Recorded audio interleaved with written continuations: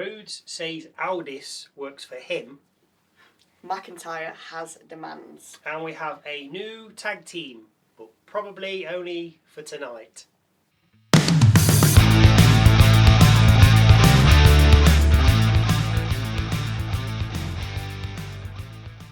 Hello, welcome to Wrestle MSX. I'm Michael. I'm Sally. And we open with the Punisher, which makes a nice change. He starts by thanking Cena before moving on to the Blacks and saying they've been handled. Priest then looks forward to 2026 but is interrupted by laughing Zelina Vega, walking unbelievably after last week's botched reversal. She still claims that Black broke Priest and then introduces him out. All eyes are on the rampway, but of course it's a classic diversion tactic as Black attacks Priest from behind. The fight ends up outside the ring where Priest lands a South of Heaven to Black on the apron. The Punisher then proceeds to set up a table, but Black recovers and lands a Meteora from the apron to Priest, sending him through the aforementioned table. Backstage, we see a couple of Santa's elves being interviewed by Byron Saxton. Legend says they're moving on from Bliss and Flair, with Jax saying they're going to beat the Kabuki Warriors and claim the tag titles. Saxton reminds them that Ripley and Sky have first crack at the Warriors, with Legend repeating that they are coming for the tag titles. We catch up with Damian Priest backstage nursing his neck when he's attacked again by Black with a snow shovel. First up tonight, the Kabuki Warriors versus Nia Jax and Lash Legend. So finally, we get to see this new tag team, Which we've been looking forward to.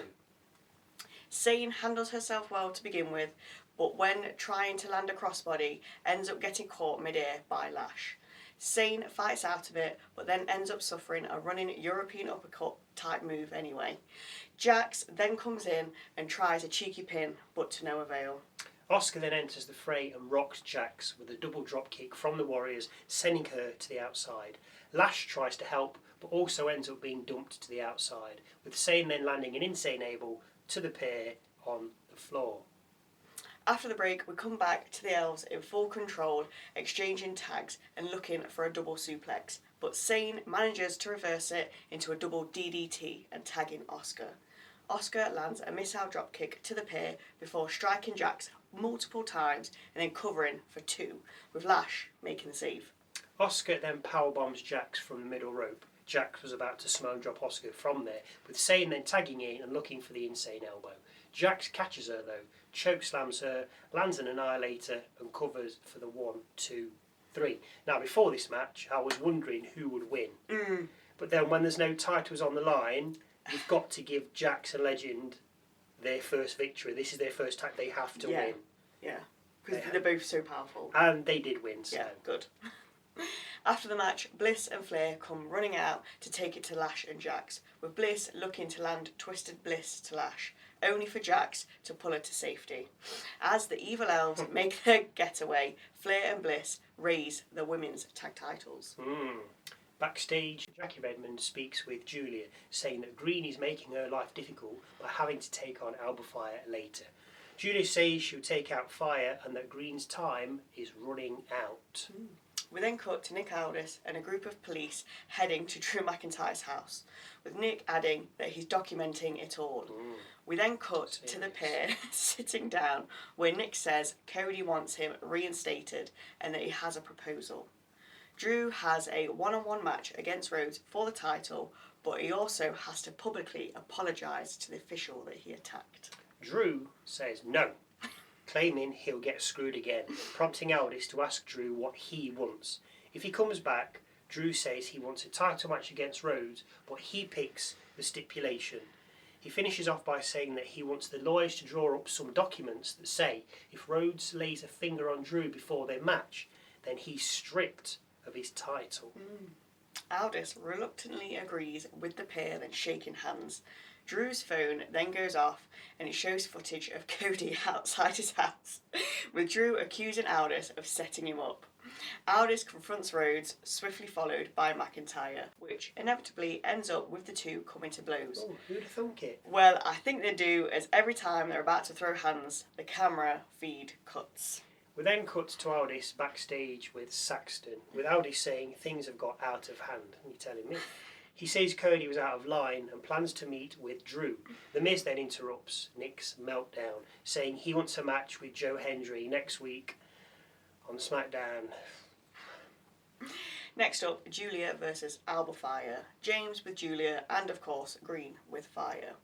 Giulia batters Fyre to begin with, landing a suplex and covering for one, before Fyre fires back with a tornado DDT, after Giulia was more interested with Green on the outside.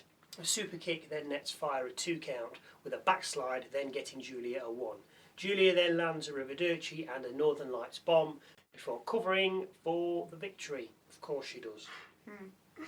We hear from the Wyatts next, with Uncle Howdy saying that Solo will begin a journey forcing his family to run and surrender.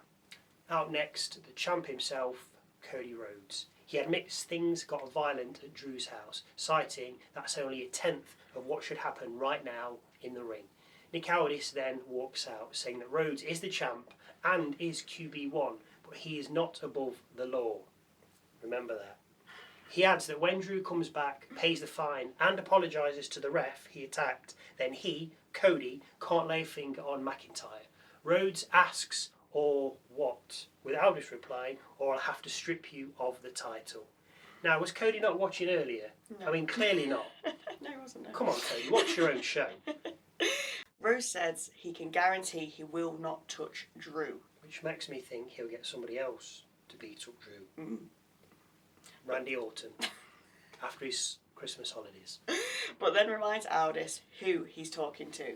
He's won the Royal Rumble twice, unseated the Tribal Chief, is the current King of the Ring, and defeated Cena for the title. You forget he's the current King of the Ring, don't you? Yeah, It's just kind of like, if won it, off you go. He needs to come out of the crown. Anyway, sorry, please. He adds he is QB1 and claims while he has the title and doing his best Sly Stallone playing Judge Dredd impression, I am the law. Rhodes finishes by saying he doesn't work for him, he works for them, meaning the crowd, before adding that he, Nick Aldis, works for him. Can't see Nick being too pleased about that. No. Backstage, we see Ilja Dragunov thanking Carmelo Hayes for last week's help, with Tonga lurking in the background. Fraxium then appear and tell Dragunov and Hayes, who are about to fight DIY, to leave some for them.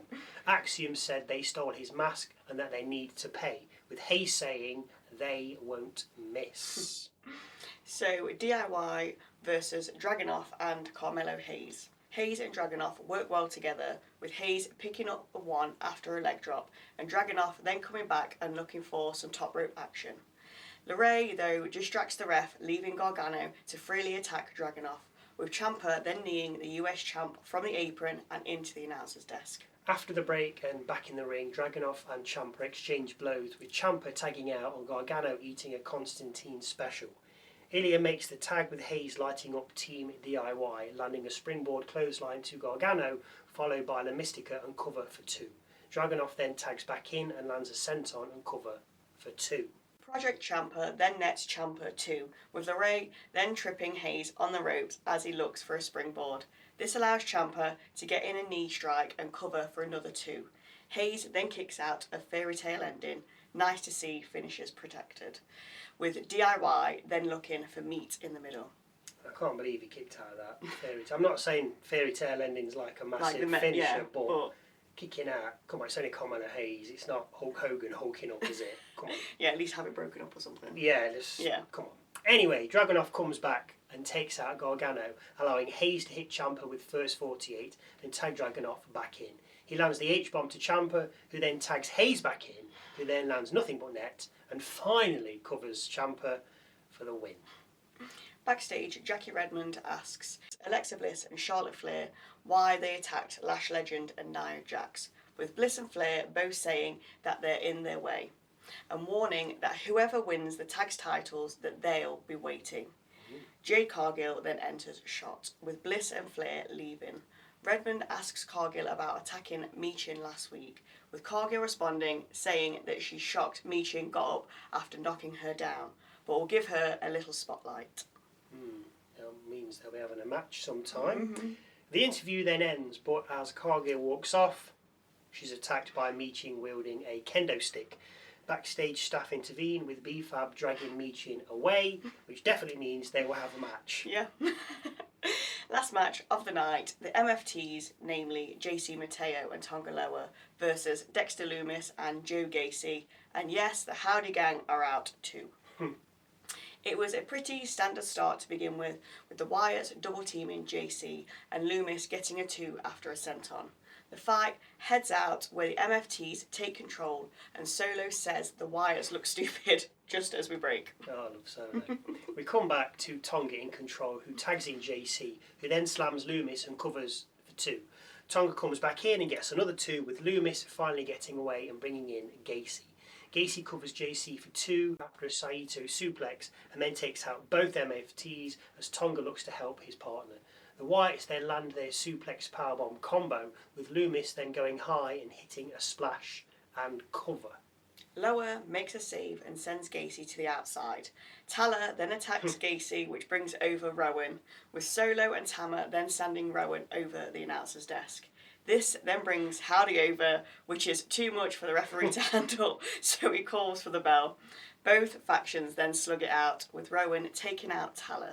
Solo, Samoan spiking Rowan, and then Howdy looking for Sister Abigail. Tama makes the save, with SmackDown then going off the air, with the factions still brawling in the ring. I suppose it was going to come to that anyway. Yeah. This is going all the way to Survivor Series next year, God. War Games. The thing is, like, I mean, but in all seriousness, how are they going to continue to have a match when the rest of the gangs are there and they're just going to get involved? I know. So it's going to have to be, well, it can't be 5-on-5, as I say, Yeah, because you've got Nikki Wyatts Cross. have got Nikki, so it's going to have to be 4-on-4, and then whoever wins becomes the tag champs. Yeah. Or something absolutely ridiculous like that. Yeah. Yeah. It was good to see Lash and Jax. Yes, So yes. we've been looking forward to it, so it's good to see them. Yes, I thought that, which brings me nicely, nice link to my moment of the night. Phew, this could be a match of line. Look, a promo, something funny, interesting, serious, quirky, and or different, just something that catches my eye. Obviously, it has to wait until the end, or because if it didn't, then I said it halfway through, it would spoil it. So, my moment of the night, again, this was tough. It's not a great deal to get excited about. I know that this is recorded. We don't look for results because it's nice to not have things spoiled for once. It's like looking at your Christmas presents before Christmas Day. You're spoiling it just for yourselves. Yeah. But for me, it was probably finally seeing, as you said, Legend and Jax tagging together. Yeah. They weren't great. I'm hoping they're working together in the back and doing stuff so that things will gel. But I just want them to come up with a team finisher, which I think they need. Yeah. They're both big. They're both powerful. Yeah. You need to have a massive finisher. I mean, the suplex into powerbomb from Lumis and Gacy is nice because you've got that power of the slam. But no, you don't need to come off the rope. You don't need an annihilator. You don't need the lash extension. You need just something between the two of you. Yeah. Not quite the cake stand. Maybe not a super duper blockbuster Yeah, maybe not. like the Street Profits. Yes, yeah. Where have they gone? But just something Yeah, it needs to be a big hitter. big hitter, big smasher. Yeah. Anyway. Agree or have any thoughts or views that you'd like to share with us, then please feel free to leave them in that comment section down below. Don't forget to go and check out our Musings video with our thoughts and opinions of the last week of WWE, because a new one drops every Wednesday. If you did watch us, then thank you very much. I will see you Tuesday for Raw.